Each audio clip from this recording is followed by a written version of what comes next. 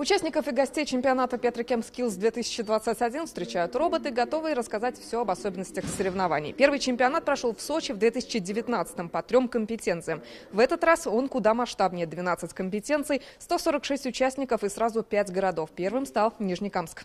Здравствуйте, Рустам Нургалиевич.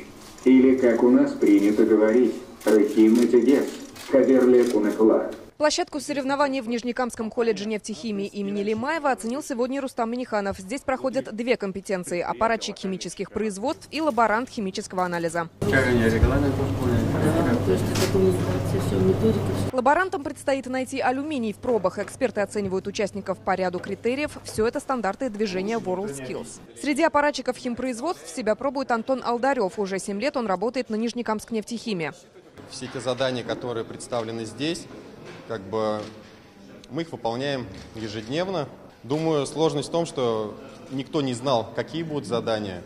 А так все готовы. Участникам предстоит работать в среде загазованности, отсечь аварийный участок трубопровода с запорной арматурой, установить заглушку и произвести опрессовку методом обмыливания. В чемпионате участвуют 9 крупных компаний: Сибур, Танека, Нижнекамск нефтехим, Казань-Оргсинтез, Газпром-нефтедобыча, Тольятти, Каучук. Их представляют молодые специалисты до 28 лет. Это не только выявление лучших и возможность развиваться для сотрудников, но и обмен опытом и новейшими решениями. Для каждого нашего сотрудника в отрасли, вне зависимости от географии его работы, уровень компетенции, уровень знаний, требований к нему становится все выше и выше.